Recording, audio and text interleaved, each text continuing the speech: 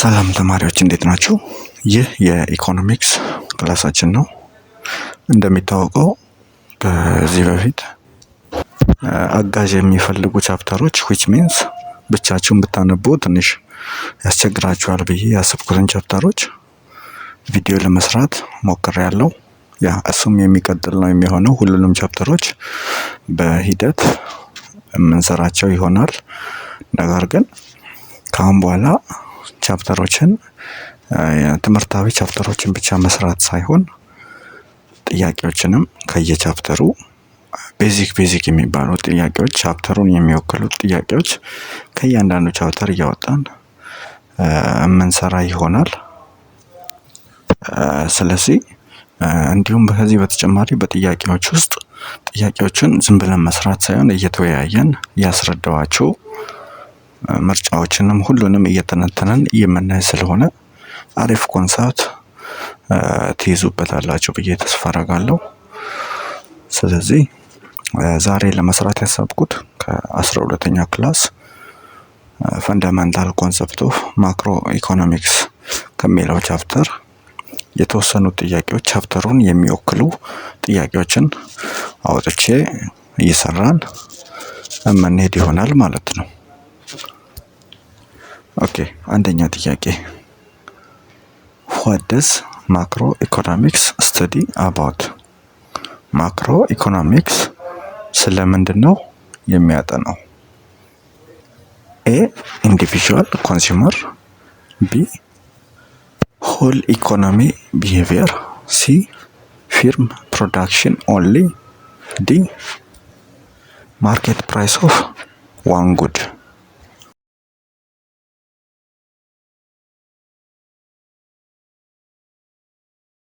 ኦኬ፣ አሁን ወደ ጥያቄው ከመሄዳችን በፊት ኢኮኖሚክስ ሁለት ብራንቾች እንዳለው ታውቃላችሁ አይደል? እሱም ማይክሮ ኢኮኖሚክስ እና ማክሮ ኢኮኖሚክስ ነው። ማይክሮ ኢኮኖሚክስ ማለት እንደ ስሙ ማይክሮ ማለት ትንሽ ጥቃቅን ማለት ነው አይደለ? ስለዚህ ማይክሮ ማለት ማይክሮ ኢኮኖሚክስ የሚያጠናው ስለምንድን ነው? በኢኮኖሚ ውስጥ ስለሚሳተፉ የኢኮኖሚክ ኤጀንት የምንላቸው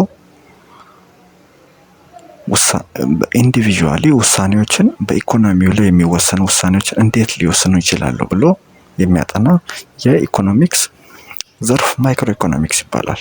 ኢኮኖሚክ ኤጀንት የሚባሉት በኢኮኖሚ ላይ የሚሳተፉ አካላት እነማን ናቸው? ሃውስሆልድ የምንላቸው ሸማቾች፣ ፊርም የምንላቸው አምራቾች፣ እንዲሁም መንግስት ይሳተፋል አይደለ? እነዚህ በተናጠል በኢኮኖሚው ላይ የሚወስናቸውን ውሳኔዎች የሚያጠና የኢኮኖሚክስ ዘርፍ ማይክሮ ኢኮኖሚክስ ይባላል። ስለዚህ ያ ማለት አንድ ግለሰብ በአንድ ሸማች ለምሳሌ ዋን ኮንሱመር ወይም ሲንግል ኮንሱመር በኢኮኖሚው ላይ ሊወስነው ስለሚችል ውሳኔ ካጠና ማይክሮ ነው። ስለ አንድ አምራች ብቻ ካጠና ማይክሮ ነው ማለት ነው። ያ ማለት ስለ አንድ እቃ ዋጋ እንዴት ሊወጣ እንዴት ሊተመን እንደሚችል የሚያጠናው ማይክሮ ኢኮኖሚክስ ነው ማለት ነው። ስለ ሲንግል ፕራይስ ካጠና ማይክሮ ኢኮኖሚክስ ነው ማለት ነው።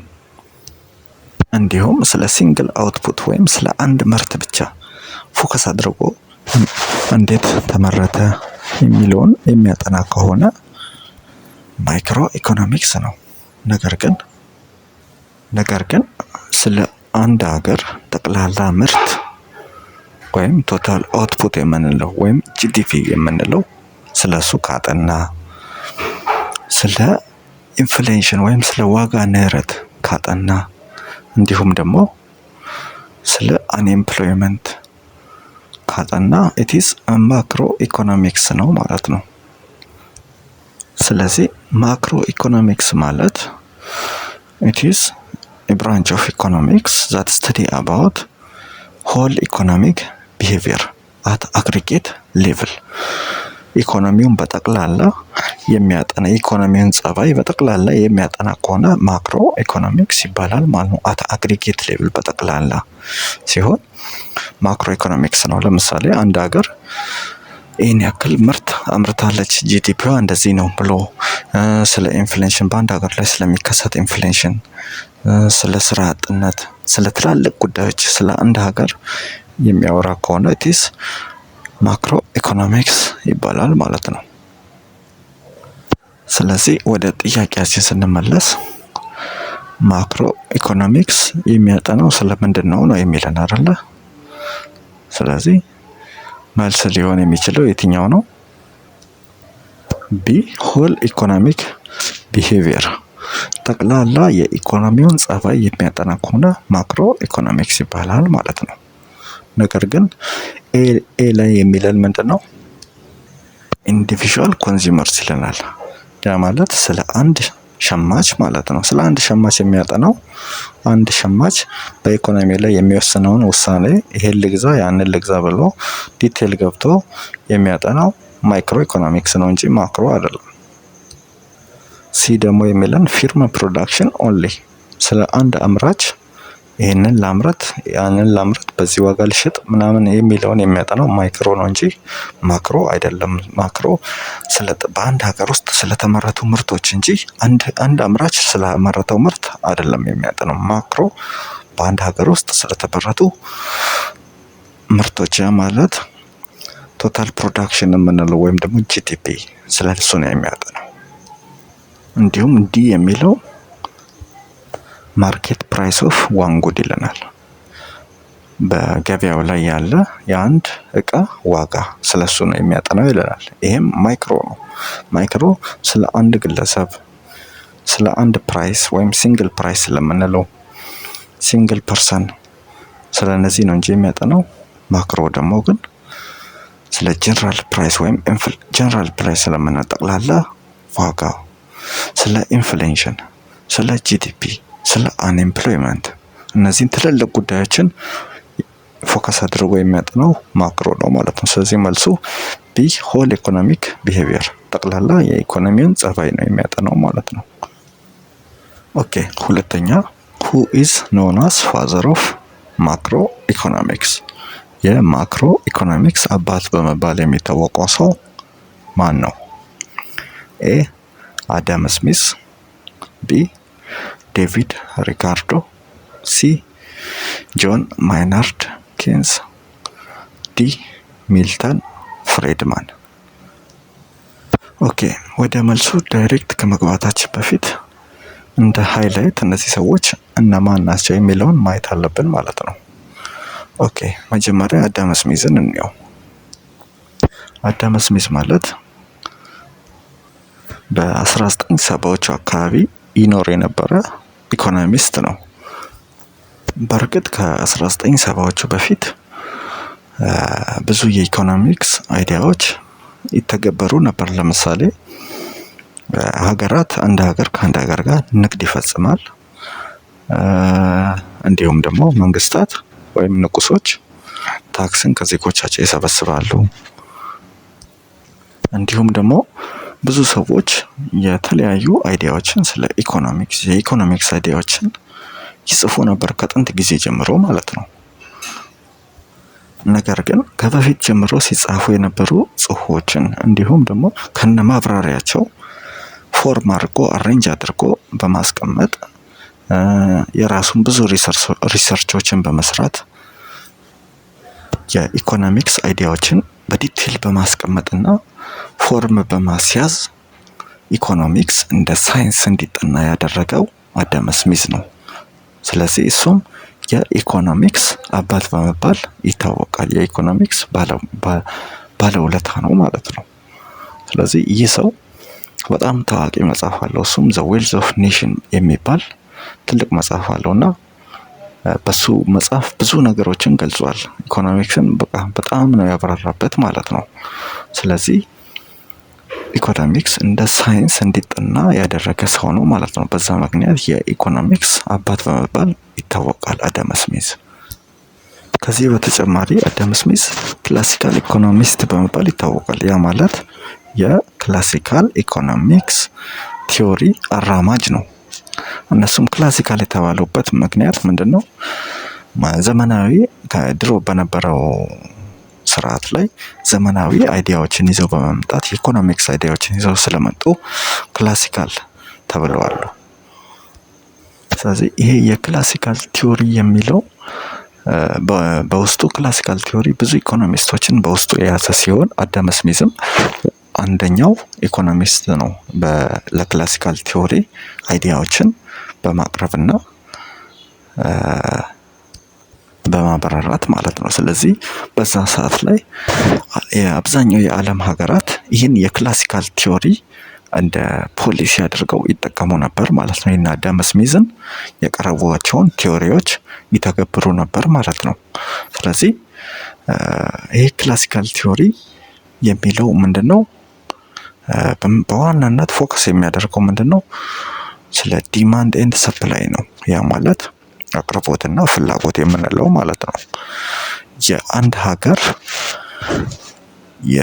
የአንድ እቃ ዋጋ የሚወሰነው በዲማንድ እና በሰፕላዩ መሆን አለበት ነው የሚሉት። ያ ማለት አንድ እቃ የሚወሰነው የአንድ እቃ ዋጋው የሚወሰነው በአቅርቦትና በፍላጎት ነው እንጂ መንግስት ጣልቃ ገብቶ እቃዎች ላይ ዋጋ ማውጣት መወሰን አይችልም ነው የሚሉት። ያም መንግስት ከኢኮኖሚው መውጣት አለበት። መንግስት ወደ ኢኮኖሚው ከገባ የገበያ ስርዓቱ ይበላሻል። ስለዚህ መንግስት ኢኮኖሚ ውስጥ ምንም አይሰራም። ከኢኮኖሚው ወይም ደግሞ ዋጋዎችን ከመወሰን አልፎ ዋጋዎችን መወሰን አይገባውም። የመንግስት ስራ መሆን ያለበት ምንድነው? የሀገሪቷን ሰላም ማስጠበቅ። ያ ማለት ፒስ ኤንድ ሴኩሪቲን ማምጣት፣ ሀገሪቷ እንደተከበረች እንድትቀመጥ ማድረግ፣ መንገዶችን መስራት፣ ትምህርት ቤቶችን መስራት እንጂ በገበያ ውስጥ ገብቶ በዚህ ዋጋ ይህን ሽጡ፣ በዚህ ዋጋ ይህን ሽጡ ማለት የለበትም ነው የሚሉት እነዚህ ክላሲካል ኢኮኖሚስቶች። ያ ማለት ማርኬት ሲስተሙ ወይም የገበያ ስርዓቱ ገበያ መር ወይም ፍሪ ማርኬት የምንለው ገበያ መር ነው መሆን ያለበትም። ፍሪ ነፃ የሆነ ገበያ፣ ነፃ ገበያ ነው መሆን ያለበት ነው የሚሉት ማለት ነው። ስለዚህ መንግስት ወደ ኢኮኖሚው በገባ ሰዓት ላይ ገበያ ይበላሻል፣ ከቁጥጥር ውጪ ይወጣል። ኢንቪዚብል ሃንድ የሚባለው ወይም ደግሞ የማይታይ እጅ የሚባለው ነው ገበያውን መምራት ያለበት ማለት ነው። የማይታይ እጅ ብሎ ያስቀመጡት እንደ ምሳሌ ዲማንድ ኤንድ ሰፕላይ፣ አቅርቦትና የሰው ልጅ ፍላጎትና የሸማቾች አቅርቦት በነሱ ኢንተራክሽን ነው ዋጋ መወሰን ያለበት እንጂ የሚታየው እጅ ወይም የመንግስት ገብቶ ይሄን በዚህ ሽጡ ይሄን ዋጋ ማውጣት አይችልም ማለት ነው የሚሉት እነዚህ ይሄን አይዲያ ነው የሚያስቀምጡት። እና ሌላ የሚያቀርቡት ነገር ምንድነው? ኢኮኖሚው ሰልፍ ኮሬክቲንግ ነው። ራሱን በራሱ ኢኮኖሚው እያስተካከለ ነው የሚሄደው። ችግር ቢገጥመው ለምሳሌ ኢንፍሌሽንም ምንም ቢከሰት በኢኮኖሚው ላይ ኢኮኖሚው ራሱን በራሱ በአቅርቦትና በፍላጎቱ በዲማንድ እና በሰፕላዩ ባላንስ እያደረገ ራሱን ወደ ኖርማል ኮንዲሽን ይመልሳል ነው የሚሉት ማለት ነው። ስለዚህ አዳም ስሚዝ የዚህ ቲዮሪ ዋና እንደ መስራችም አቀንቃኝም ነው ማለት ነው። ይህን የክላሲካል አይዲያን ብዙ ሀገሮች በዛ ሰዓት ላይ ሲተገብሩት ነበረ። አሁንም አብዛኛው ሀገራቶች ይተገብሩታል። ፍሪ ማርኬት የሚባለው ነፃ ገበያ የሚባለው ማለት ነው። እና አሜሪካ የሚተገብሩት የገበያ ስርዓት ነው። ስለዚህ ከዛ ጊዜ ጀምሮ የሚተገበር የገበያ ስርዓት ነው ማለት ነው። ኦኬ፣ ሁለተኛው ሰው ዴቪድ ሪካርዶ የሚባለው ሰው ሲሆን እሱም የነ አዳም ስሚዝ ቲዮሪ ተከታይ ነው። የክላሲካል ኢኮኖሚክስ ቲዮሪ ተከታይ ነው። እንዲሁም በትሬድ ቲዮሪ የሚታወቅ ነው። በንግድ ቲዮሪ ላይ ብዙ አስተዋጽኦ ያደረገ ሰው ነው። እሱም በትሬድ ቲዮሪ ላይ በኮምፓራቲቭ አድቫንቴጅ በሚባል ቲዮሪ የሚታወቅ ነው። እሱን ወደፊት የምናየው ይሆናል። ኦኬ፣ ሶስተኛው ጆን ማይናርድ ኬንዝ ነው። ይሄ ጆን ማይናርድ ኬንዝ የሚባለውም ሰውም ለዓለም እንዲሁም ለኢኮኖሚክስ ትልቅ ባለውለታ ነው።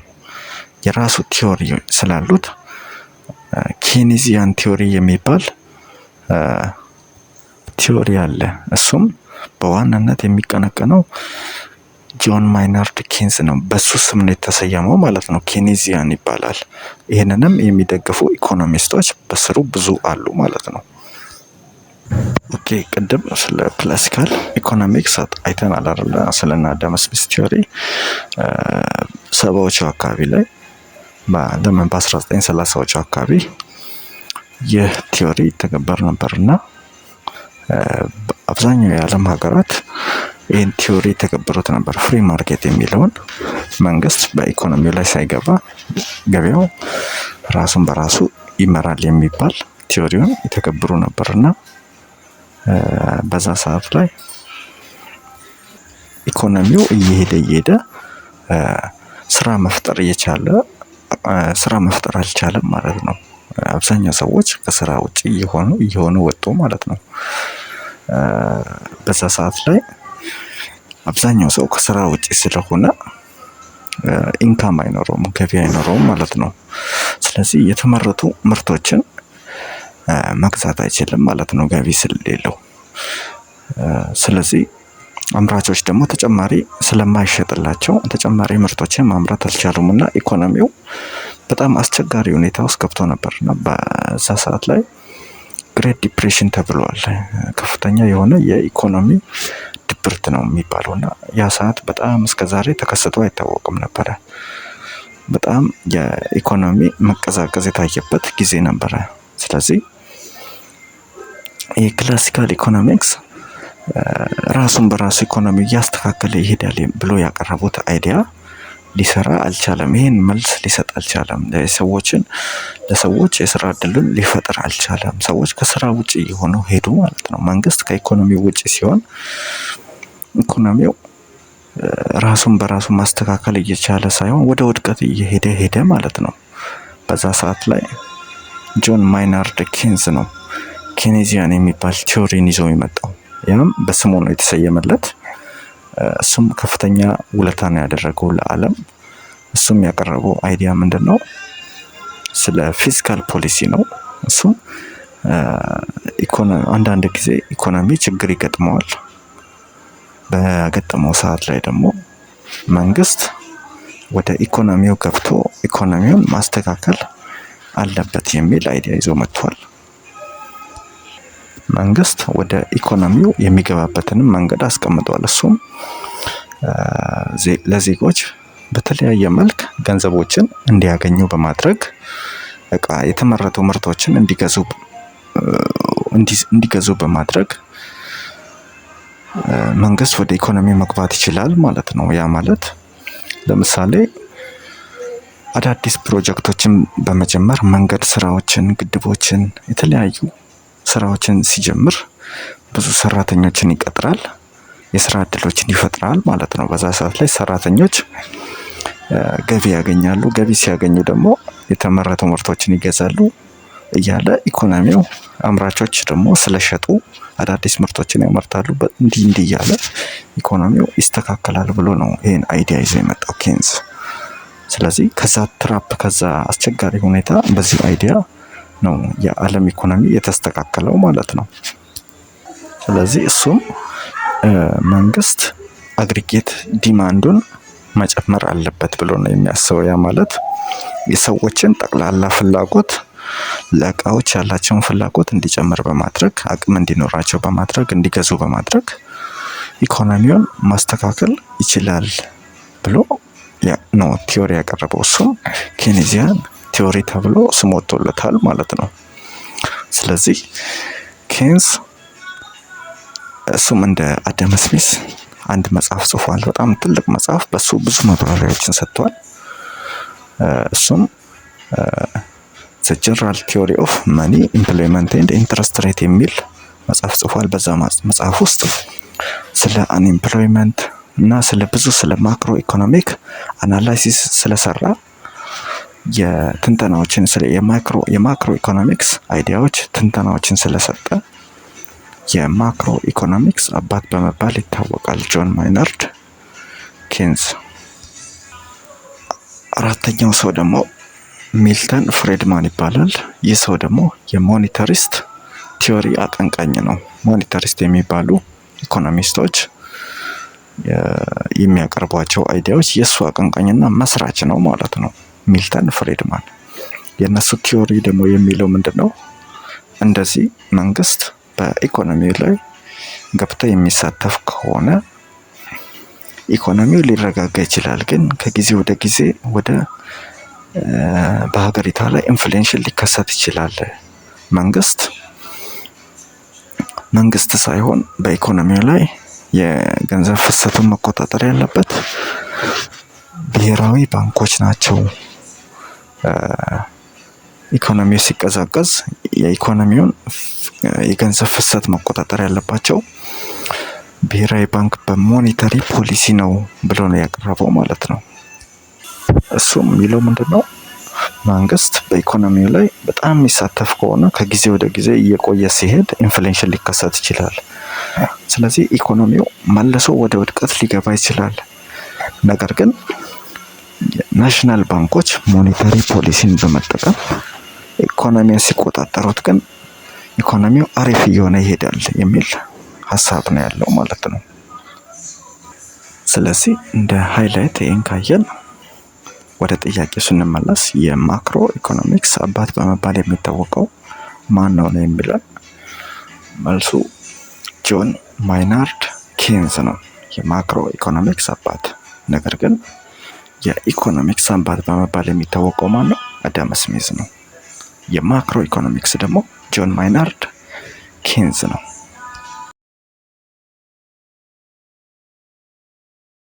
የክላሲካል ቲዮሪ የሚለው ምንድን ነው? መንግስት ወደ ኢኮኖሚ አይገባ ማለት ሀብቶች ሁሉ በዜጎች እጅ ነው መሆን ያለበት ነው የሚሉት። ለምሳሌ እንደኛ ሀገር ስናይ ቴሌ፣ መብራት ኃይል እነዚህ ነገሮች ለህዝብ መለቀቅ አለባቸው። ባለቤቶቹ ህዝብ ዜጎች መሆን አለባቸው ነው የሚሉት። መንግስት ወደ ኢኮኖሚ ከገባ ንግድን ይጀምራል። እንደዚህ ትርፋማ ድርጅቶችን እያቋቋመ ሄድና አምባገነን ይሆናል ነው የሚሉት። በዛ ሰዓት ላይ ዜጎች እንደፈለጉ የፈለጉትን ምርቶችን መሸጥ አይችሉም ነው የሚሉት ማለት ነው። መንግስት በኢኮኖሚው ላይ ሲገባ ዋጋ መወሰን ብቻ ሳይሆን እሱም እንደ ቴሌ የመሳሰሉ ድርጅቶችን እንትን እያለ ወደ ንግድ ይገባል። ንግድ ውስጥ ሲገባ ደግሞ ዜጎችን እየጨቆነ አምባገነን እየሆነ ይሄዳል ነው የሚሉት ማለት ነው። ስለዚህ እና አዳም ስሚዝ የሚሉት ምንድነው? ሀብቶች ሁሉ ለዜጎች ነው መለቀቅ ያለበት፣ ዜጎች ነው ማስተዳደር ያለባቸው ነው የሚሉት። አለበለዚያ መንግስትነቱን ትቶ ነጋዴ ነው የሚሆነው። ነጋዴ ሲሆን ደግሞ ያው አምባገነንነት ሀብቱን እያከማቸ ሄድና ባንኩንም ሁሉንም ነገር በራሱ ቁጥጥር ስር አድርጎ አምባገነን ነው የሚሆነው ነው የሚሉት ማለት ነው። ስለዚህ ሁሉም ቲዮሪዎች አብዛኛው ቲዮሪዎች በአለም ላይ ይተገበራሉ። አንዱ ፌል ያደርጋል፣ አንዱ ለአንድ ሀገር ፌል ያደርጋል፣ ለአንድ ሀገር አሪፍ ይሆናል። ግን ሙሉ ለሙሉ ክላሲካልን የሚጠቀም የዓለም ቲዮሪ የለም ማለት ሙሉ ለሙሉ ፍሪ ሳይሆን ከተለያዩ ቲዮሪዎች ከነ ክላሲካል ከሞኔታሪስት ከነ ኬንዝ የተሻለ ነው። የዓለም እንደ የሀገራቸው አካባቢ ሁኔታ መርጠው አንዳንድ ቲዮሪዎችን ይጠቀማሉ ማለት ነው። ግን ቤዙን ያስቀመጡት እና አዳም ስሚዝ ናቸው ማለት ነው። ስለዚህ እስካሁን ድረስም እና አዳም ስሚዝንም የተለያዩ የኢኮኖሚስት አይዲያዎችን የዓለም ሀገራቶች ይጠቀማሉ ማለት ነው።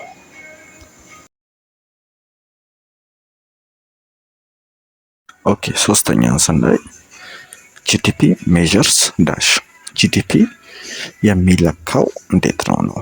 ይህን ስናይ ኢንካም ኦፍ ሲቲዝንስ አብሮድ በውጭ ሀገር የሚኖሩ የአንድ ሀገር ዜጎች የሚያገኟቸው ኢንካም፣ ቢ ቶታል ቫሊዩ ኦፍ ኦል ጉድስ ኦር ሰርቪስስ ቶታል ቫሊዩ ኦፍ ፋይናል ጉድስ ኦር ሰርቪስስ ኢን ኤ ካንትሪ፣ ሲ ኦንሊ ኤክስፖርትስ፣ ዲ ኦንሊ ገቨርንመንት ስፔንዲንግ።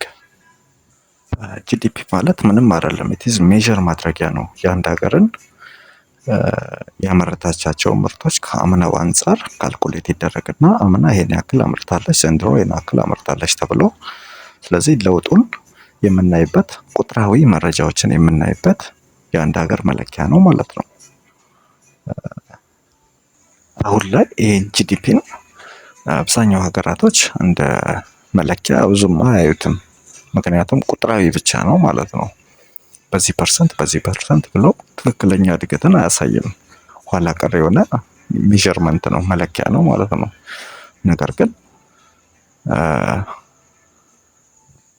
እስካሁን ድረስ ግን አብዛኛው ሀገራቶች እንትን ይሉታል፣ ያ እንደ እድገት መለኪያቸው ይቆጥሩታል ማለት ነው። በዚህ ያክል ጂዲፒያችን ጨምሯል ምናምን በዜናም እንደምትሰሙት ጂዲፒ አንድ ሀገር ጂዲፒ በዚህ ያክል ጨመረ ይላሉ ማለት ነው። ኦኬ፣ ስለዚህ ቁጥራዊ መለኪያዎችን ስናይ ጂዲፒ ብቻ ሳይሆን ጂኤንፒም አለ ማለት ነው። ጂዲፒ ማለት ግሮስ ዶሜስቲክ ፕሮዳክት ሲሆን ጂኤንፒ ማለት ደግሞ ግሮስ ናሽናል ፕሮዳክት ይባላሉ።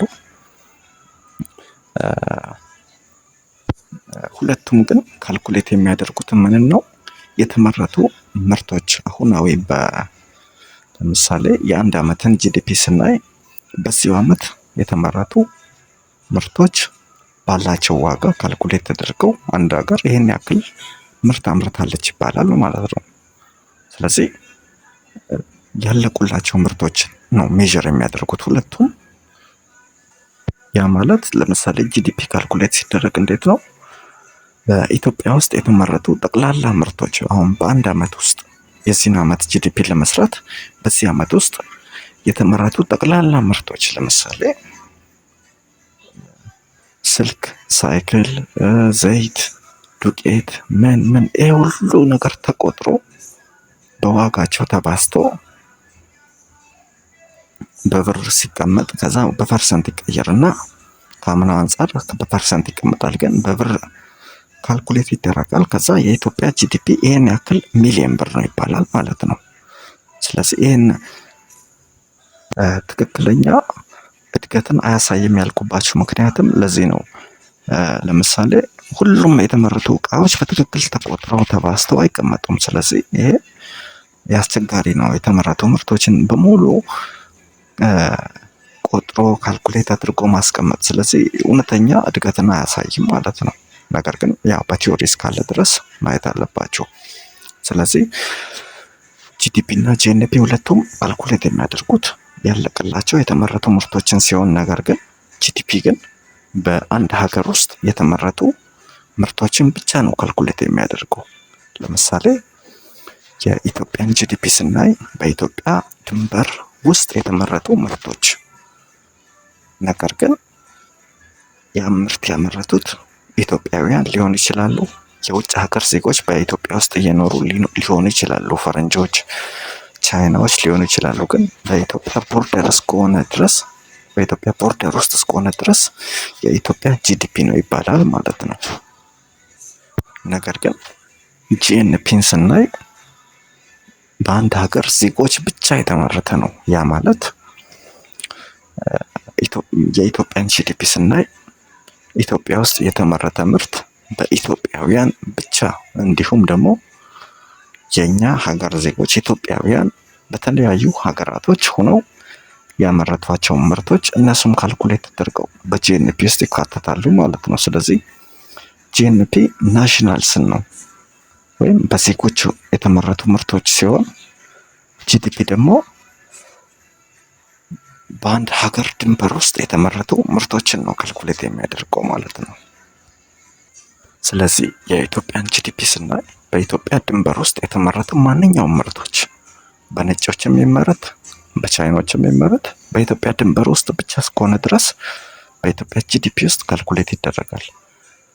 የኢትዮጵያን ጂኤንፒ ካልኩሌት ስናደርግ ግን በኢትዮጵያውያን የተመረቱ ምርቶች ብቻ፣ ያ ማለት የኢትዮጵያ ዜግነት ባላቸው ሰዎች ብቻ የተመረቱ ምርቶችን ነው ካልኩሌት የሚያደርገው። በቦርደር ሳይሆን በዜግነት ነው። ያኛው ግን ጂዲፒ ግን በቦርደር በኢትዮጵያ ድንበር ውስጥ እስከተመረተ ድረስ ችግር የለውም፣ ማንም ያመርተው ካልኩሌት ይደረጋል። ጂኤንፒ ግን በኢትዮጵያውያን ብቻ፣ በኢትዮጵያ ውስጥ የሚኖሩ ኢትዮጵያውያንና በሌሎች ሀገራቶች ውስጥ የሚኖሩ ኢትዮጵያውያን በእነሱ የተመረቱ ምርቶችን ነው ካልኩሌት የሚያደርገው ማለት ነው። ስለዚህ ወደ ጥያቄው ስንገባ ጂዲፒ ሜዥርስ ይላል። ጂዲፒ ሜዥር የሚደረገው እንዴት ነው? ኤ ቶታል ኢንካም ኦፍ ሲቲዝንስ አብሮድ፣ በውጭ የሚኖሩ ኢትዮጵያውያን የሚያገኟቸው ገቢዎች ማለት ነው። ወይም ደግሞ ደሞዛቸው አምርተው የሚከፈላቸው ክፍያ የጂዲፒ ካልኩሌት ይደረግበታል ይለናል። ግን እኛ ምን ብለናል? ጂዲፒ በአንድ ሀገር ድንበር ውስጥ ይመረት እንጂ በድንበር ነው እንጂ በዜግነት አይደለም። ስለዚህ የሚለን በተለያዩ ሀገራቶች ውስጥ የሚኖሩ የአንድ ሀገር ዜጋ የሚያገኙት ኢንካም በጂዲፒ ውስጥ ይካተታል ነው የሚለን። ይሄ ሊሆን አይችልም። ለምሳሌ በዱባይ፣ በአሜሪካ እና በተለያዩ የውጭ ሀገራት ውስጥ የሚኖሩ ኢትዮጵያውያን አምርተው የተከፈላቸው ክፍያዎች በኢትዮጵያ ጂዲፒ ላይ ሊካተት አይችልም። ምክንያቱም የኢትዮጵያ ጂዲፒ ካልኩሌት የሚደረገው በኢትዮጵያ ድንበር ውስጥ እስከተመረተ ድረስ ብቻ ነው ማለት ነው። ስለዚህ መልስ ሊሆን አይችልም።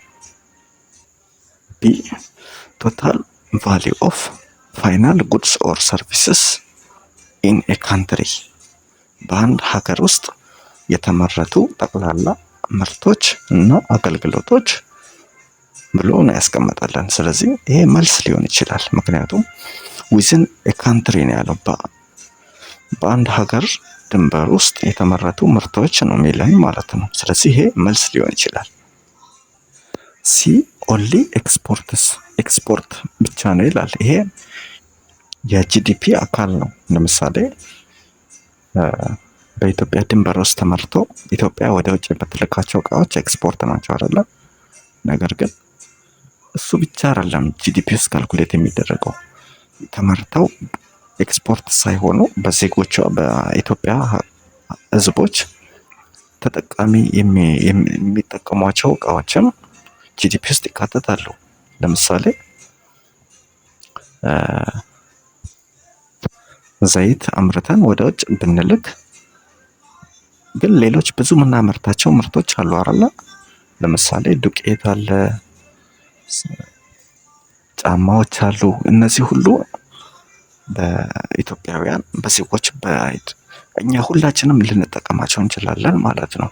ስለዚህ በጂዲፒ ውስጥ የተመረቱ ምርቶች ነው እንጂ ኤክስፖርት የሚሆኑ ብቻ አይደሉም። እዛ ሀገር ውስጥም ለአገልግሎት የሚሆኑ እቃዎች ጂዲፒ ውስጥ ይካተታሉ። ኤክስፖርቶች ብቻ አይደሉም ማለት ነው።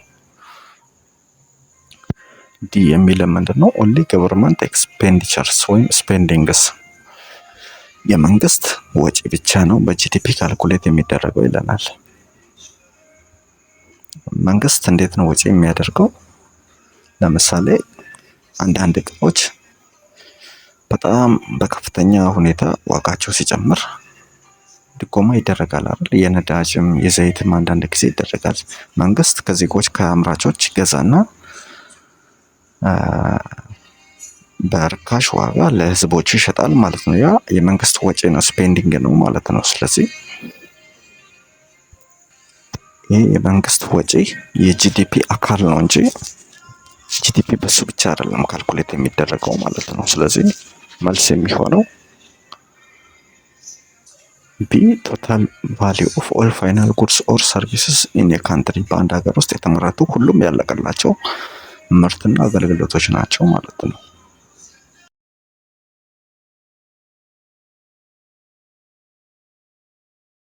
ኦኬ፣ አራተኛን ጥያቄ ስናይ which is not a method of measuring GDP፣ ጂዲፒን ሜዥር የማናደርግበት ሜትድ የትኛው ነው ነው የሚላል።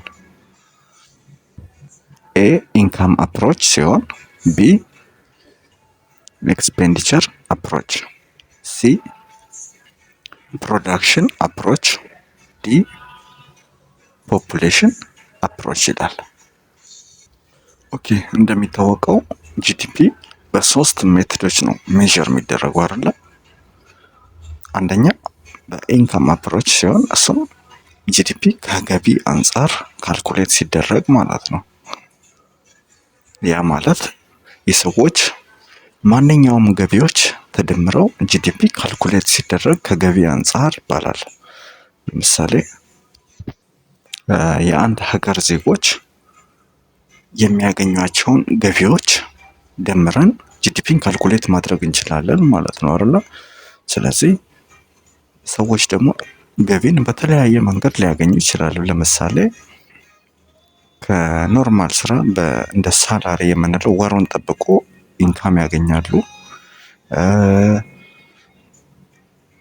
ደግሞ ሲቀጥል ደግሞ ከሼሮች የሚገኘው ሼር ገዝተው የድርጅት ባለቤትነት የሚገልጽ ወረቀት ይዘው ወይም ደግሞ ሼር ይባላል የድርጅት ባለቤት ሆነው ድርጅቱ ሲያተርፍ ለነሱ ያ ዲቪደንድ ይባላል የሚከፈለው ክፍያ፣ እሱም እንደ ኢንካም ነው። ሶስተኛ ደግሞ ባንኮች ላይ ብሮችን በማስቀመጥ የሚተዳደሩ ሰዎች አሉ ወለድን እንደ ገቢ አድርገው። ስለዚህ እሱም ይሆናል። ሶስተኛ ደግሞ በተጨማሪ ደግሞ ቤቶችን በማከራየት መኪናን በማከራየት የተለያዩ የሰዎች ገቢ በጣም ብዙ ነው። ስለዚህ እነዚህን የሰዎችን ገቢ ካልኩሌት ደምረን ጂዲፒን ሜዠር ስናደርግ ኢንካም አፕሮች ይባላል ማለት ነው። ከገቢ አንፃር ጂዲፒ ሜዠር ሲደረግ። ሁለተኛው ደግሞ ኤክስፔንዲቸር አፕሮች የሚባለው ነው። እሱ ደግሞ ጂዲፒን ከወጪ አንፃር ስናየው ማለት ነው። ለምሳሌ ሸማቾች አንድ አባወራ የሚያወጣው ወጪ አለ ለተለያዩ ነገሮች፣ አስቤዛዎችን ለመግዛት የተለያዩ ነገሮች። ስለዚህ የኮንሱመሩን ኤክስፔንዲቸር ወይም ደግሞ ወጪዎችን እንዲሁም የመንግስት ወጪን መንግስት ፕሮጀክቶችን ሲጀምር ሰራተኞችን ሲቀጠር ለሰራተኛ ደሞዞችን ሲከፍል ይሄ የመንግስት ወጪ ስለሆነ ይሄን ወጪዎችን እንዲሁም ደግሞ የኢንቨስትመንት ሰዎች ኢንቨስት ለማድረግ ሲሉ ማሽኖችን ለመግዛት ሲሉ የሚያወጡት ወጪዎችን እንዲሁም ደግሞ አንድ ሀገር ደግሞ እቃዎችን ከሌላ ሀገር ኢምፖርት ታደርጋለች አይደል? ታስገባለች። ስለዚህ በዛ ሰዓት ላይ ክፍያ ትፈጽማለች። ስለዚህ እነዚህን ሁሉ ወጪዎች ደምረን ጂዲፒን ካልኩሌት ስናደርግ ኤክስፔንዲቸር አፕሮች ይባላል። ያ ማለት ጂዲፒን ከወጪ አንፃር ካልኩሌት ስናደርግ ማለት ነው። እና ሶስተኛው ደግሞ ፕሮዳክሽን አፕሮች የምንለው ወይም ደግሞ አውትፑት አፕሮች የሚባለው ነው። እሱ ደግሞ የተመረቱ ምርቶች ያለቀላቸው የተመረቱ ምርቶች በሙሉ በአሁናዊ ዋጋ ካልኩሌት ተደርገው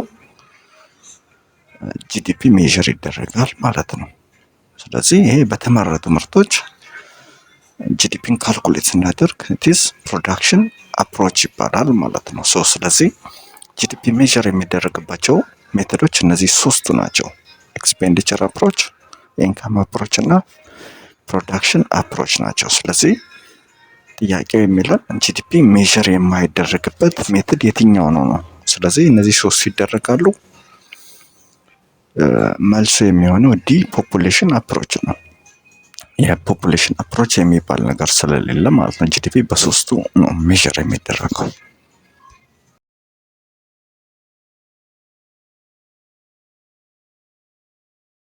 ኦኬ፣ አምስተኛ ጥያቄ which formula represent GDP in expenditure approach?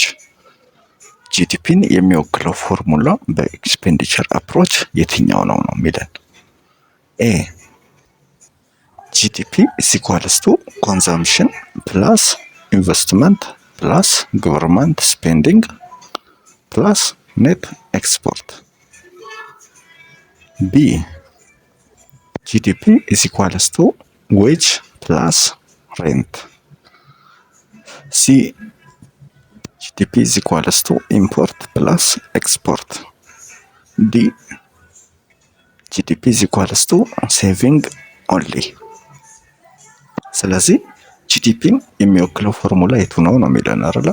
ጂዲፒ በሶስት መንገድ ነው ካልኩሌት የሚደረገው ብለናል አይደለ? በኤክስፔንዲቸር አፕሮች፣ በኢንካም አፕሮች እንዲሁም በፕሮዳክሽን አፕሮች ነው። ስለዚህ በኢንካም አፕሮች ስናይ የሀገሪቷ ዜጎች የሚያገኟቸው የተለያዩ ገቢዎች አሉ። እነሱ ገቢዎች ተደምረው ጂዲፒ ካልኩሌት ሲደረግ ነው። ኤክስፔንዲቸር አፕሮች ደግሞ የሀገሪቷ ዜጎች፣ መንግስት እንዲሁም ኢንቨስተሮች ከዛ በተጨማሪ ደግሞ ኤክስፖርተር እና ኤክስፖርት የምናደርገው እና ኢምፖርት የምናደርገው ተቀናንሶ ጂዲፒ ካልኩሌት ሲደረግ ኤክስፔንዲቸር አፕሮች ይባላል። ከወጪ አንጻር ነው። እና ሶስተኛው ፕሮዳክሽን አፕሮች ነው ከተመረቱ ምርቶች አንጻር። ስለዚህ ይህን ስናይ ጂዲፒ ኢኳልስ ቱ ኮንዛምፕሽን ማለት ሸማቹ ህብረተሰብ ኮንሱም ለማድረግ ብሎ የሚያወጣው ወጪ ማለት ነው። ሲደመር ኢንቨስትመንት ባለሀብቶች፣ ኢንቨስተሮች ኢንቨስትመንት ለማካሄድ ሲሉ የሚያወጧቸው ወጪዎች ሲደመር ገቨርንመንት ስፔንዲንግ ማለት ደግሞ መንግስት የተለያዩ ፕሮጀክቶችን ለመጀመር ሲል የሚያወጣው ወጪ እንዲሁም ደግሞ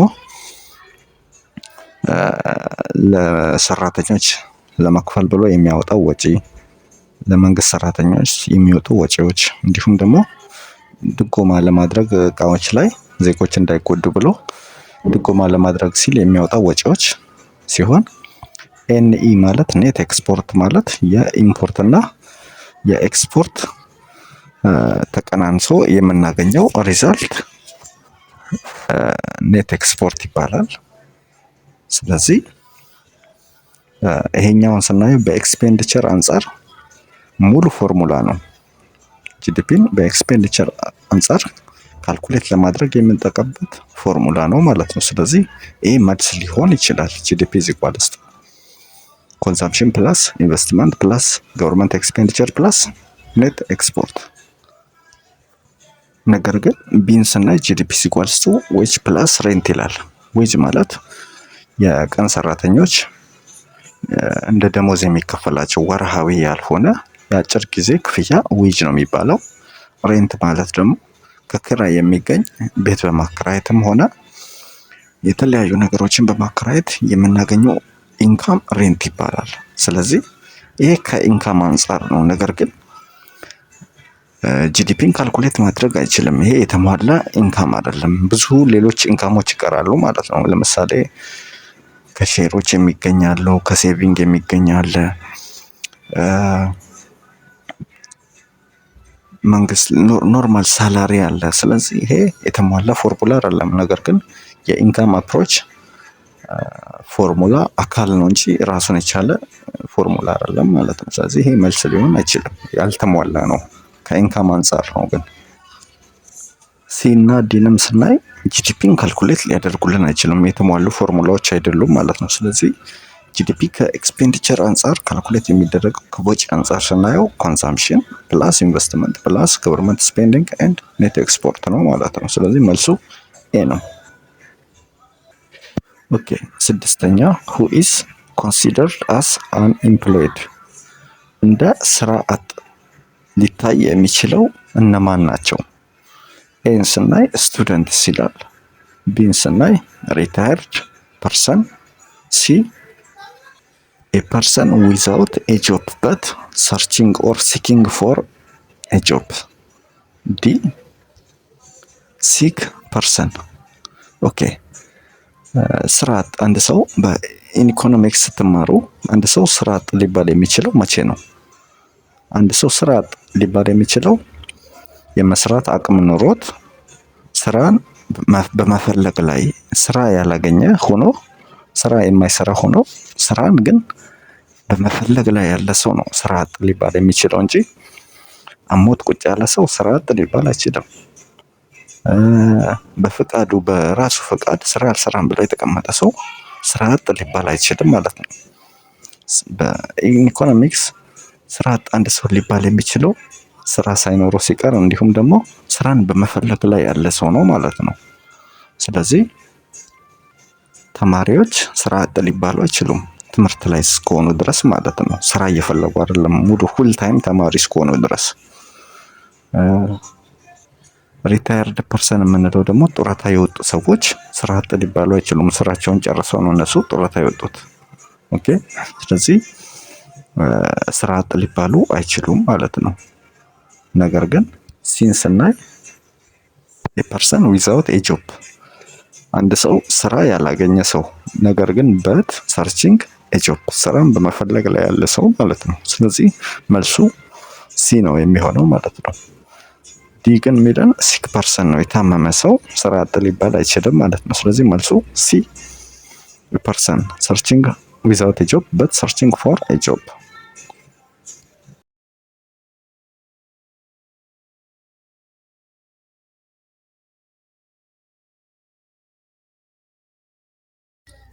ኦኬ 7ኛ ሪል ጂዲፒ ዲፈርስ ፍሮም ኖሚናል ጂዲፒ ቢኮዝ ኦፍ ይላል። ያ ማለት ሪል ጂዲፒ ከኖሚናል ጂዲፒ የሚለይበት ምክንያት ምንድነው ነው የሚለን። ኤ ምን ይላል? ኢት ዩዝስ ከረንት ፕራይስ። ሪል ጂዲፒ ከረንት ወይም የአሁን ከረንት ፕራይስ ወይም ደግሞ የአሁናዊ ዋጋን ይጠቀማል ይላል። ያ ማለት ጂዲፒ ካልኩሌት የሚደረግበትን አመት ለምሳሌ የዘንድሮን ጂዲፒ ከሆነ የዘንድሮን ዋጋ ይጠቀማል ነው የሚለን ኤ። ቢ ኢት ዩዝስ ኮንስታንት ፕራይስ። ቢ ደግሞ የሚለን ምንድነው? ሪል ጂዲፒ ኮንስታንት ፕራይስ ወይም ደግሞ ቤዝ ይር ፕራይስ የምንለውን ይጠቀማል ይለናል። ሲ ምን ይለናል? ሲ ኢት ኢንክሉድስ ኢምፖርትስ። ሪል ጂዲፒ ኢምፖርት የሆኑ ጉዶችን ያጠቃልላል ይለናል። ዲ ኢት ኤክስክሉድስ ፕሮዳክሽን። ዲ የሚለን ምንድነው? የተመረቱ ምርቶችን ሪል ጂዲፒ አያጠቃልልም ነው የሚለን። ስለዚህ ቀጥታ ወደ መልሱ ከመሄዳችን በፊት ሪል ጂዲፒ ምን ማለት ነው? ኖሚናል ጂዲፒ ምን ማለት ነው? ከረንት ፕራይስ ምን ማለት ነው? እንዲሁም ቤዝ ይር ፕራይስ ኦር ደግሞ ኮንስታንት ፕራይስ የምንለው ምን ማለት ነው የሚለውን እናያለን። ኦኬ በመጀመሪያ ቅድም የተባባልነው ምንድነው? ጂዲፒ በሶስት መንገድ ነው ሜዥር የሚደረገው ብለናል አይደለ?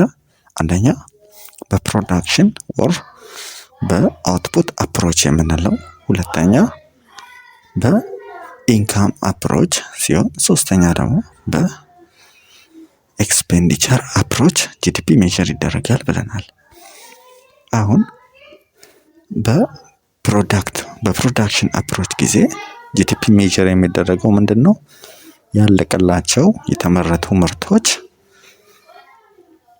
በጠቅላላ ተደምረው ከፕራይሳቸው ጋር ሲባዙ ከዛ የነሱ ጠቅላላ ድምር ጂዲፒን ይሰጠናል ማለት ነው። ያ ማለት አሁን ለምሳሌ ጠቅላላ አድርገን ስናይ ፕሮዳክት አፕሮች የሚባለውን ለምሳሌ ስናይ የኢትዮጵያን ጂዲፒ ካልኩሌት እንዴት እንደሚደረግ እንያ። ኦኬ አሁን ለምሳሌ እንዲመቸን ኢትዮጵያ 3 ነገሮችን ብቻ ነው የምታመርተው ብለን አስዩም እናድርግ። እነሱም አንደኛ ስልክ ወይም ሞባይል ታመርታለች ብለን አስዩም እናድርግ። ሁለተኛው ደግሞ የስንዴ ዱቄት በኩንታል ታመርታለች ብለን አስዩም እናድርግ። እንዲሁም ሶስተኛው ደግሞ ሳይክል ታመርታለች ብለን አስዩም እናድርግ። ስለዚህ አሁን በዚህ ኤግዛምፕል ምንድነው የኢትዮጵያን ጂዲፒ ካልኩሌት ልናደርግ ነው። ስለዚህ ኢትዮጵያ እነዚህን 3 ነገሮች ብቻ ነው የምትሰራው ብለን አስዩም እናድርግ። ስለዚህ አሁን ይሄን ጂዲፒ ካልኩሌት የምናደርገው በምንድነው? በፕሮዳክሽን አፕሮች ነው። በፋይናል ጉድስ ኤንድ ሰርቪስስ ነው። ባለቁ ምርትና አገልግሎቶች ላይ ጂዲፒ ካልኩሌት በሚደረግበት ነው ማለት ነው። ነገር ግን ጂዲፒ የብዙ አመታት ካልኩሌት ሊደረግ ይችላል። ለምሳሌ እኛ አሁን ኢትዮጵያ በእነዚህ 3 ምርቶችን ብቻ ነው የምታመርተው ብለን አስዩም አድርገን ከ2015 እስከ 2017 ድረስ ያላትን ጂዲፒ ስናይ ኦኬ ስለዚህ አሁን የ2015ን የኢትዮጵያን ጂዲፒ ካልኩሌት ስናደርግ በእነዚህ በሶስት እቃዎች ብቻ ነው ኢትዮጵያ የምታመርተው ተባብለናል አይደለ? ስለዚህ በ2015 ለምሳሌ ኢትዮጵያ ሁለት ስልክ ብታመርት ዋጋውን በ500 ብትሸጠው 2 ሲባዛ በ500 ስንት ነው? 1000 ይሆናል ማለት ነው። እንዲሁም 3 ኩንታል ዱቄት የስንዴ ዱቄት ብታመርት ዋጋውን በ500 ብትሸጠው 3 ሲባዛ በ5 1500 ይሆናል ማለት ነው። እንዲሁም ደግሞ አንድ ሳይክል ብታመርት እና ዋጋውን በ500 ብር ብትሸጠው 1 ሲባዛ በ500 which is equals to 500 ይሆናል ማለት ነው። ስለዚህ 1000 ሲደመር 500 1500 ሲደመር 500 which is equals to 2000 ይሆናል ማለት ነው። በዶላር እናስበውና $2000 ይሆናል የኢትዮጵያ ጂዲፒ በ2015 ማለት ነው። ነገር ግን አሁን እናንተ ማወቅ ያለባችሁ ነገር ሪል ጂዲፒ እና ኖሚናል ጂዲፒ የሚባል ነገር አለ። ስለዚህ እኛ የተለያዩ አመታቶችን ነው ጂዲፒ ካልኩሌት የሚደረገው። ነገር ግን እኛ አሁን ከ2015 እስከ 2017 ነው እየሰራን ያለነው አይደለ? ስለዚህ እኛ በጀመርንበት አመት which means 2015 ላይ ሪል ጂዲፒ እና ኖሚናል ጂዲፒ ዘሴም ነው የሚሆነው። ተግባባን አይደለ? ምክንያቱም ባለው ዋጋ ነው ካልኩሌት የሚደረጉት ማለት ነው። ስለዚህ በእኛ በጀመርንበት ካልኩሌት ስናደርግ እኛ በጀመርንበት አመት ላይ ሪል ጂዲፒ እና ኖሚናል ጂዲፒ ልዩነት የላቸውም ማለት ነው። ኦኬ አሁን 2016ን የኢትዮጵያን ጂዲፒ ስናይ አሁን 2015ን ሰርተናል አይደለ? ስለዚህ የኢትዮጵያ ጂዲፒ ሪልም ኖሚናልም ኢኳል ነው ብለናል።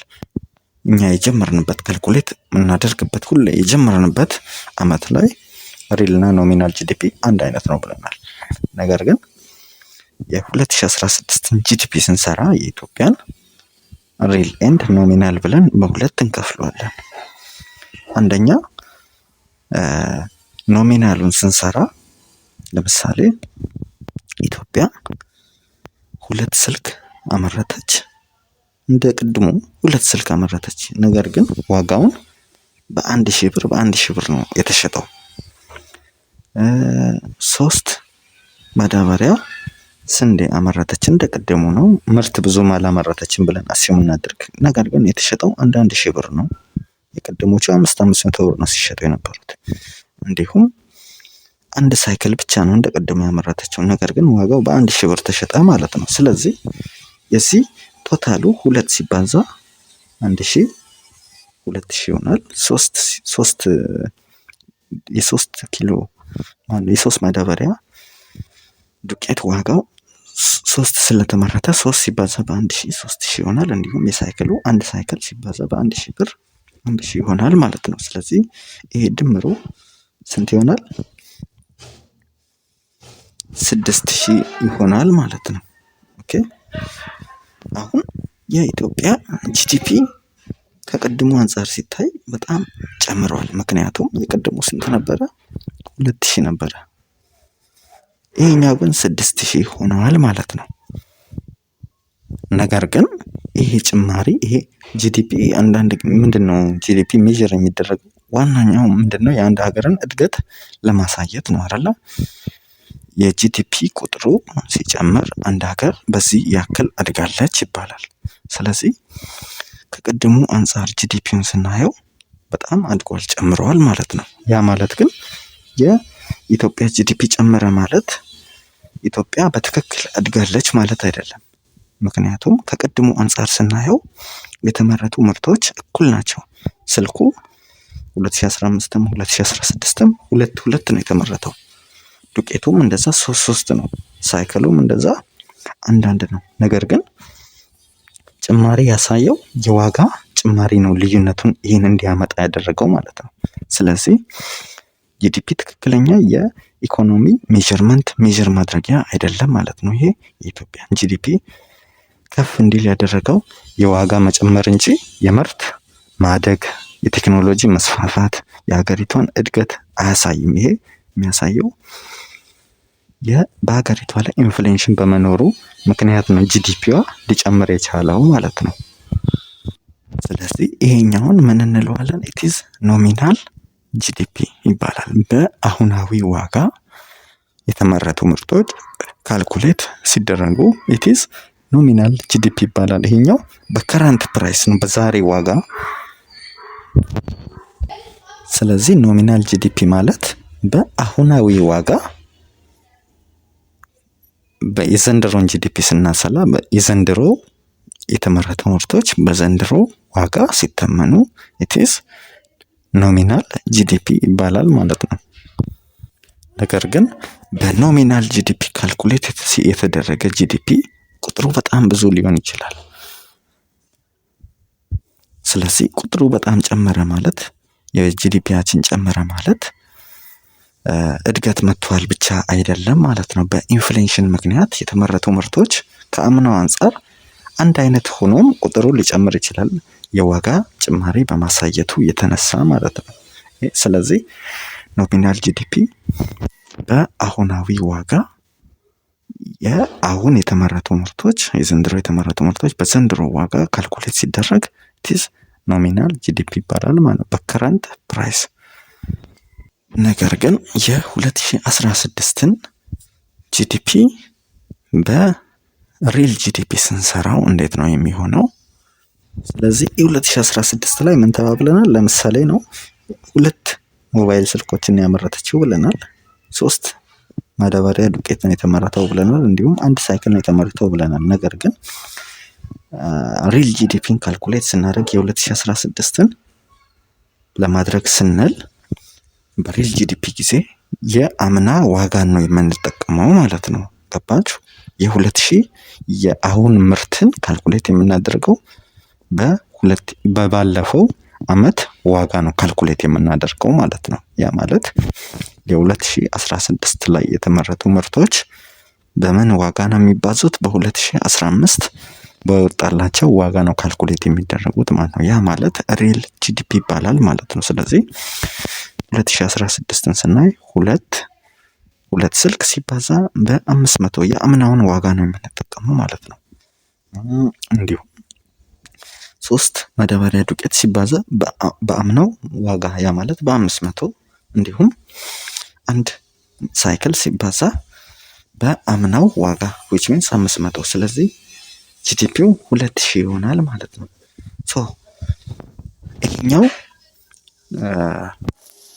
ይሄኛው ጂዲፒ ሪል ጂዲፒ የምንለው ለኢንፍሌሽን የተጋለጠ ጂዲፒ አይደለም። ምክንያቱም የዚህኛው የሪል ጂዲፒ ቁጥሩ ሊጨምር የሚችለው መቼ ነው? ምርታችን ሲያድግ ብቻ ነው። ለምሳሌ ይሄ 2000 የመጣው ጠቅላላ ካልኩሌሽናቸው ሊጨምር የሚችለው መቼ ነው? ምርታችን ሲያድግ። ለምሳሌ 2 የነበረውን ሞባይል ወደ 4 ስናስገባ፣ 3 ማዳበሪያ ዱቄት የነበረንን ወደ 5፣ 6 ስናመርት፣ እንዲሁም 1 ሳይክል ብቻ የምናመርት የነበረውን 3፣ 4 ስናደርግ በዛኛው አመት ዋጋ ሲባዛ ቁጥሩ ሊጨምር ይችላል። ስለዚህ ይሄ ትክክለኛ እድገትን ሊያሳይ የሚችል ነው ማለት ነው። ያ ማለት የፕራይስ መጨመር ሳይሆን የምርት ወይም የፕሮዳክሽን መጨመር ነው የዚህን የሪል ጂዲፒን ቁጥር ከፍ እንዲል የሚያደርገው ማለት ነው። ነገር ግን ኖሚናል ጂዲፒ ለኢንፍሌሽን የተጋለጠ ጂዲፒ ይባላል። ያ ማለት ዋጋዎች በጨመረው ቁጥር ሁሌ ኖሚናል ጂዲፒ ካልኩሌት የሚደረገው አሁን የተመረተው በአሁኑ ዋጋ ሲደረግ ከአምናው አንጻር ዋጋው ለምሳሌ እንደምታዩት ነው። አሁን ዓለም ላይ ጊዜው አሁን በጣም ኢንፍሌሽን በጣም የጨመረ አይደለ ያለው። ምርቱ ያው ሆኖ ዋጋው ሲጨምር ብቻ ጂዲፒው ሊጨምር ይችላል ማለት ነው። በዛ ሰዓት ላይ ለኢንፍሌሽን የተጋለጠ ስለሚሆን ሪል ጂዲፒ ቤዝ ይር ፕራይስ ነው የሚጠቀመው ማለት ነው። ገባችሁ? ሪል ጂዲፒ ጊዜ አሁን የተመረተ ምርት በአምናው ዋጋ ካልኩሌት ሲደረግ ያ ዋጋ የአምናው ዋጋ ቤዝ ይር መነሻ ፕራይስ ይባላል ማለት ነው። which means ኮንስታንት ፕራይስ የምንለው ነው።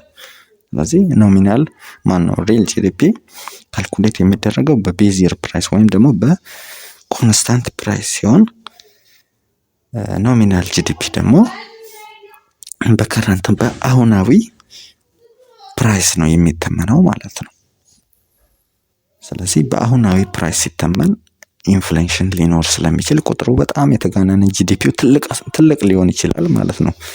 ጂዲፒው ትልቅ የሆነ ሀገር ሁሉ ያደገ ሀገር አይደለም ማለት ነው። ምክንያቱም ዋጋ ጨምሮ ጂዲፒው ሊበዛ ይችላል። ያ ማለት ምንም ይሄን ያህል ትርጉም የለውም ማለት ነው። ሪል ጂዲፒው ግን ምርት ሲያድግ ብቻ ነው ጂዲፒ ቁጥሩ ሊጨምር የሚችለው። ፕራይስ ኮመን ፕራይስ ስለምንጠቀም ቤዚር ፕራይስ ስለምንጠቀም ማለት ነው። ስለዚህ ወደ ጥያቄያችን ስንመለስ ሪል ጂዲፒ ከኖሚናል ጂዲፒ የሚለይበት ምንድነው ነው የሚለን። ስለዚህ ሪል ጂዲፒ ምን ተባብለናል? ኮንስታንት ፕራይስ ወይም ቤዚር ፕራይስ ይጠቀማል። the answer is B, it uses constant prices። ከረንት ፕራይስ ሳይሆን አሁናዊ ዋጋ ሳይሆን ኮንስታንት የሆነ ቤዚር ፕራይስ የአምናን ዋጋ ተጠቅመን ነው ሪል ጂዲፒን ካልኩሌት የምናደርገው። ስለዚህ እነዚህ ሪል ኤንድ ኖሚናል ጂዲፒ በማን ስር ነው ያሉት? በፕሮዳክሽን አፕሮች ስር ነው ማለት ነው።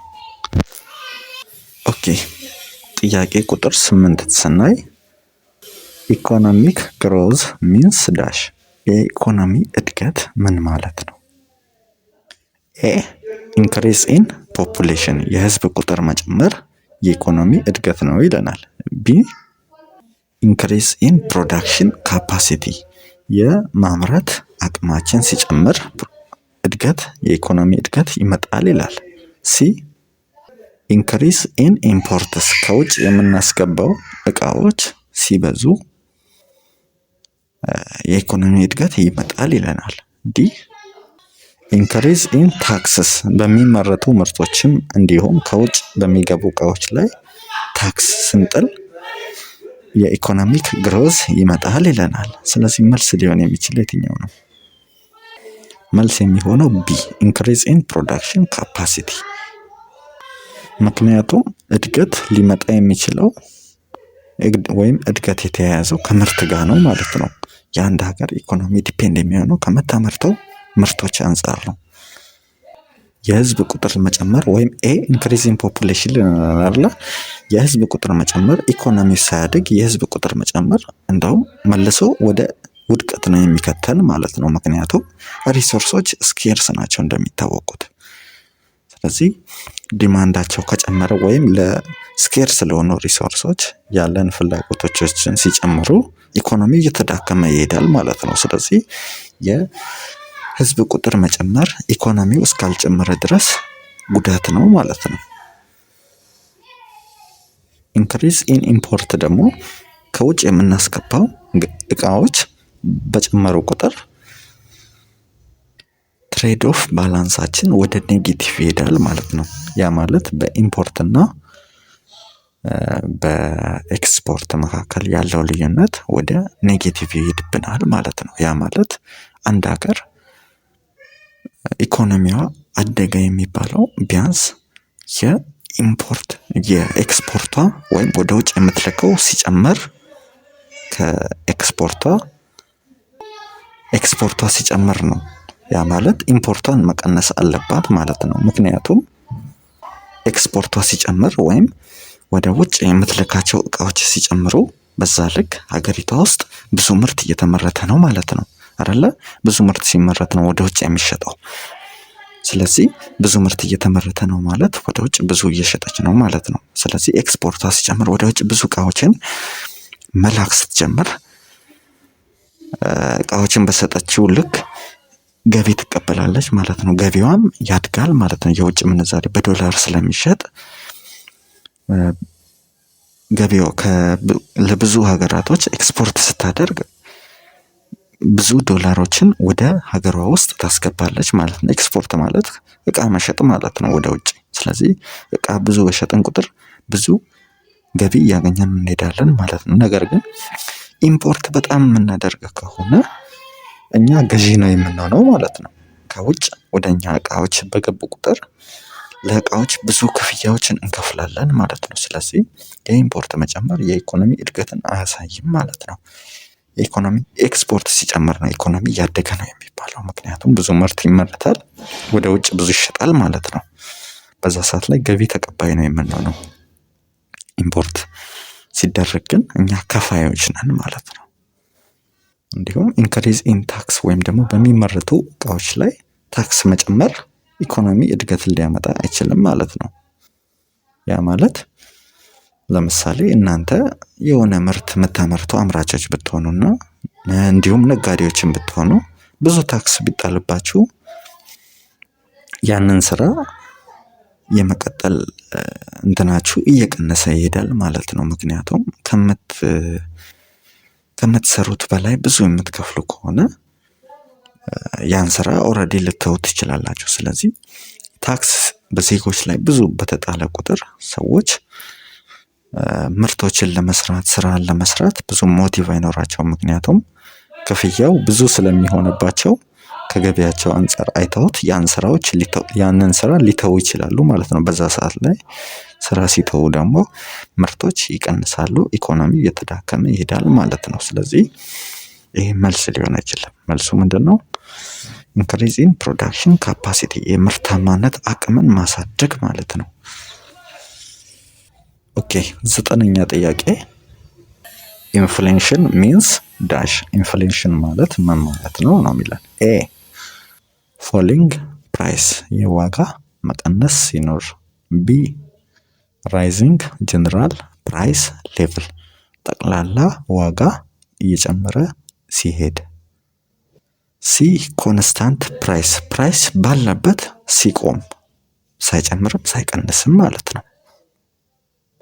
ዲ ራይዝ ዌጅ ኦንሊ ለሰራተኞች ለጉልበት ሰራተኞች የሚከፈል ክፍያ ብቻ ሲጨምር። ስለዚህ መልስ ሊሆን የሚችለው የትኛው ነው? የትኛው ነው ከማለታችን በፊት ኢንፍሌሽን ምን ማለት ነው ራሱ? ኢንፍሌሽን ማለት የራይዝ ኢን ጀነራል ፕራይስ ሌቭል የነገሮች የጠቅላላ በአንድ ሀገር ውስጥ ጠቅላላ ዋጋ እየጨመረ ሲሄድ ኢንፍሌሽን ይባላል። ያ ማለት የአንድ እቃ ዋጋ መጨመር ኢንፍሌሽን ሊባል አይችልም። ለምሳሌ የሴቶች አርቲፊሻል ፀጉር ሂውማን ሄር የምንለው የሱ ዋጋ መጨመር ኢንፍሌሽን ሊባል አይችልም ማለት ነው። ነገር ግን አሁን እንደምናየው የነዳጅ ዋጋ ሲጨምር ነዳጅ ብቻውን አይደለም የሚጨምረው፣ እቃዎች የሚመጡት በትራንስፖርት ነውና እቃዎችም የመኪና ኪራይ ይጨምራል ማለት ነው። ያ ማለት እቃዎች እንዲጨምሩ የእቃዎች ዋጋ እንዲጨምር ያደርገዋል። ስለዚህ የነዳጅ መጨመር ዘይት እንዲጨምር ያደርገዋል፣ ዱቄት እንዲጨምር ያደርገዋል።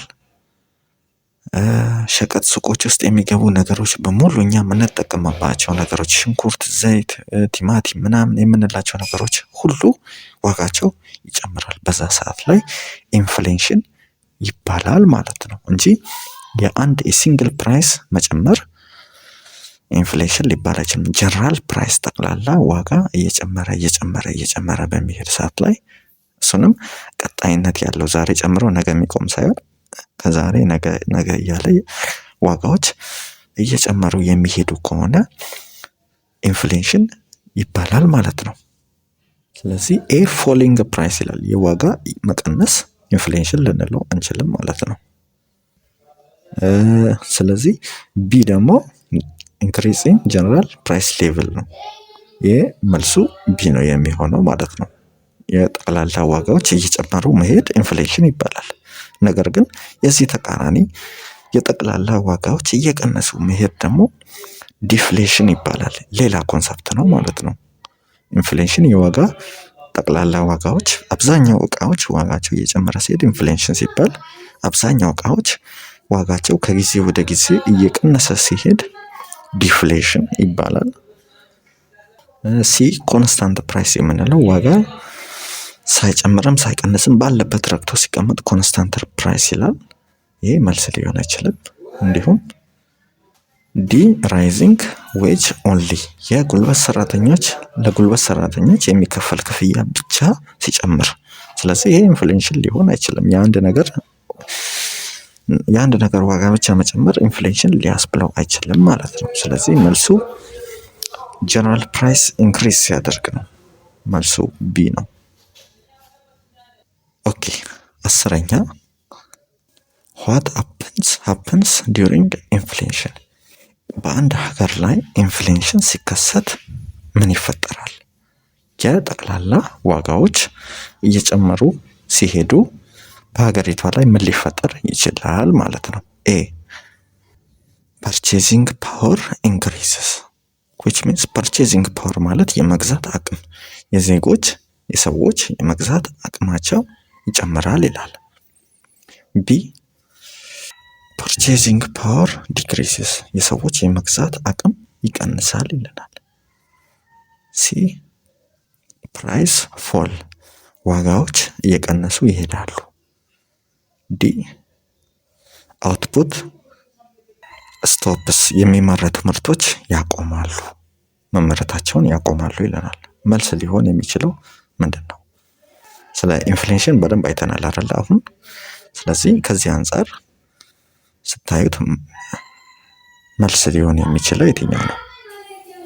ኦኬ በቀላሉ እንድትረዱት እስቲ አንድ ምሳሌ ልስጣችሁ።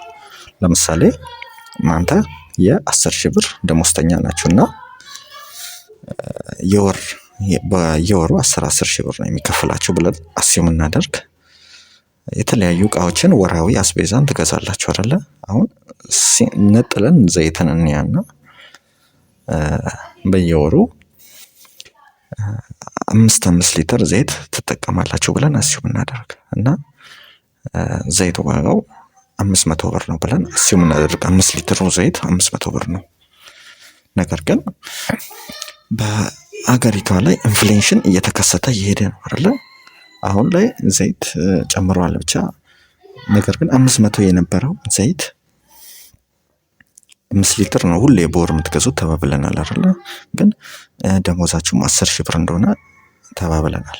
ነገር ግን 500 ብር የምትገዙት ዘይት 3,000 ብር ቢገባ ያንን 5 ሊትር ዘይት ትገዛላችሁ ወይ? ኦኬ ልትገዙም ላትገዙም ትችላላችሁ። ነገር ግን በፊት ላይ ለዘይት 500 ብር ብቻ ነበር የምታወጡት። አሁን ላይ ግን 3,000 ልታወጡ ነው። 3,000 ለዘይት ካወጣችሁ 7,000 ብር ነው እጃችሁ ላይ የሚቀረው። 7,000 ብር ሲቀር ለቤት ኪራይ አለ፣ ለሌሎች ለአስቤዛ፣ ለሽንኩርት ምናምን የምታወጡት፣ ለልጆች ለትምህርት ቤት የምታወጡት ብዙ አለ ማለት ነው። ስለዚህ ምናችሁን ጎዳ ማለት ነው? የዘይት መጨመር ፐርቼዚንግ ፓወራችሁን የመግዛት አቅማችሁን አፌክት አድርጎታል ማለት ነው። እንደ ልብ ድሮ በ500 ብር የምትገዟትን ዘይት 3,000 ብር ሲገባባችሁ 500 ወይ በ3,000 ገዝታችሁ 2 ወር ልትጠቀሙ ትችላላችሁ ማለት ነው። የዘይት አጠቃቀማችሁን ልትቀንሱ ትችላላችሁ። በፊት እንደ ልብ የምትጠቀሙትን ጠብ እያደረጋችሁ ልትጠቀሙ ትችላላችሁ። ካልሆነ ደግሞ 3,000 ብር ለዘይት ከማወጣ ብላችሁ 5 ሊትሩን ከመገዛ ብላችሁ 3 ሊትሩን ልትገዙ ትችላላችሁ ማለት ነው አይደለ? ወይ ደግሞ በሊትር ልትገዙ ትችላላችሁ፣ አቅማችሁ ስለማይፈቅድ ብሩ ብዙ ስለሆነ ማለት ነው። ስለዚህ ይሄ ማለት ምናችሁ ላይ አፌክት ተጽዕኖ ደረሰ? የመግዛት አቅማችሁ ወይም ፐርቼዚንግ ፓወር የምንለው ላይ። ስለዚህ ኢንፍሌሽን በአንድ ሀገር ላይ ሲከሰት ኢንካማችሁ ሳይጨምር ደሞዝተኛ አሁን እንደምታዩት ነው የነገሮች ሁሉ ዋጋቸው እየጨመረ ሲሄድ ምናችን እየቀነሰ ይሄዳል? ፐርቼዚንግ ፓወራችን እየቀነሰ ይሄዳል። የመግዛት አቅማችን እየቀነሰ ይሄዳል ማለት ነው።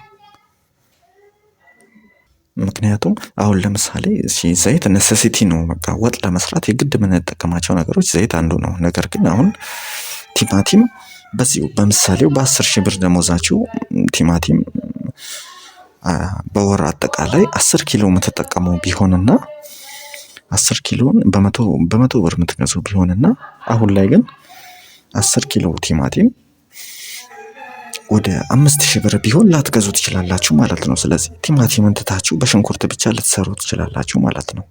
ተግባባን አይደል? ይሄ እንደ ምሳሌ ነው።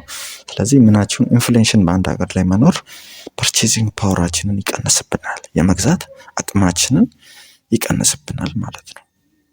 ስለዚህ መልሱ የሚሆነው ቢ ዲክሪዝ ወይም ፐርቼዚንግ ፓወር ዲክሪዝ ነው። በአንድ ሀገር ላይ ይሄ ሊከሰት ይችላል። የዜጎች የመግዛት አቅማቸው እየቀነሰ ይሄድባቸዋል ማለት ነው ኢንፍሌሽን ሲከሰት እንጂ የመግዛት አቅማቸው ሊጨምር በጭራሽ አይችልም። ስለዚህ የኢንፍሌሽን መከሰት ይሄን ያስከስታል። ዘ አንሰር ኢዝ ቢ ፐርቼሲንግ ፓወር ዲክሪዝ። ኦኬ እነዚህን ጥያቄዎች ከቻፕተር 1 ነው ከ12ኛ ክላስ ያወጣውላችሁና ሌሎች ተቀሪ ጥያቄዎች ይኖራሉ። እነሱን አብረን እናያለን። ለ10 ጥያቄ ደቂቃው በጣም ብዙ ነው የሰራሁት ደቂቃ። ምክንያቱም ያ የተለያዩ ኮንሰፕቶችን አብረን እየተወያየን ስለሆነ ትንሽ ደቂቃ ይፈልጋሉና ያው ታግሳችሁ እንድትሰሙ። ምክንያቱም ብዙ ነገር ታገኙበታላችሁ። ስለ መልሶ ብቻ ሳይሆን ስለ ሌሎች ምርጫዎችም እያወራን እየተወያየን አንደርስታንድ እንድታደርጉ ፈልጌ ነው ይሄን የሰራሁት። ስለዚህ አስተያየት ካላችሁም በቃ አስተያየት ካላችሁ ኮሜንት ላይ አስቀምጡልኝ። ከተመቻችሁ ደግሞ ላይክ አድርጉት፣ ለሌሎች ልጆችም እንዲደርስ ሼር አድርጉ፣ ሰብስክራይብም አድርጉ። አስተያየት ካላችሁ እቀበላለሁ። ያ ማስተካከል ያለበት ነገር ካለ አሳውቁኝ። አመሰግናለሁ።